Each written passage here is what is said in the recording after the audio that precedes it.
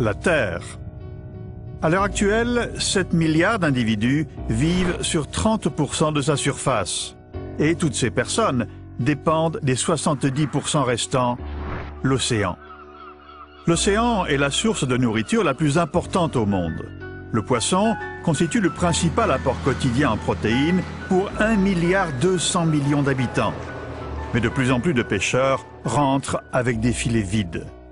Revenons un peu en arrière. Certains scientifiques affirment qu'au cours des 60 dernières années, les stocks de gros poissons ont baissé de 90%. Ils nous avertissent du déclin probable de toutes les espèces pêchées dans moins de 50 ans. La cause principale, la surpêche. Les palangriers déploient 1,4 milliard d'hameçons par an. Chaque appât étant garni de morceaux de poisson. Certains chalutiers jettent des filets d'une superficie pouvant atteindre jusqu'à 23 000 mètres carrés, la taille de 4 terrains de football. Assez pour contenir 13 Boeing 747, ou d'ordinaire, plus de 500 tonnes de poissons.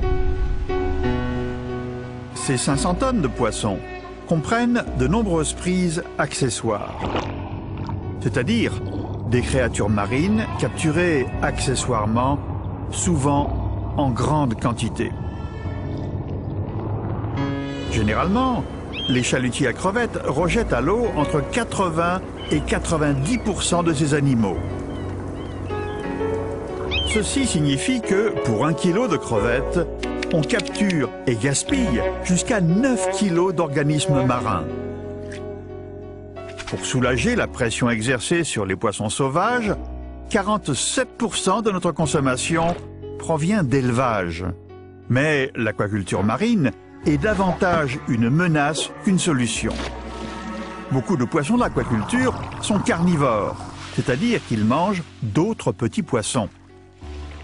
Il faut 5 kilos de poissons sauvages pour produire 1 kilo de saumon d'élevage.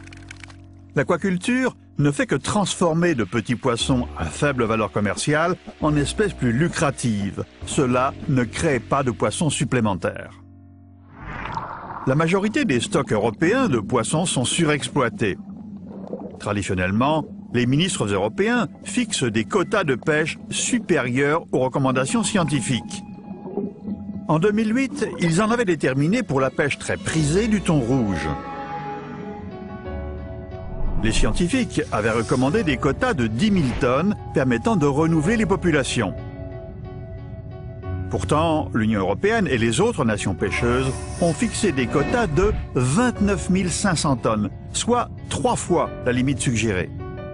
Ainsi, malgré ce taux déjà très élevé, 61 000 tonnes de thon rouge ont été capturées, 6 fois plus que les recommandations. Des milliards d'euros de subventions publiques alimentent cette surpêche. Si cela continue, il n'y aura bientôt plus de poissons. Comment en finir avec la surpêche? C'est à vos représentants politiques à Bruxelles qu'il incombe de prendre des décisions pour l'éradiquer. Les citoyens, eux, ont la responsabilité de les encourager et de leur apporter leur soutien dans leurs efforts.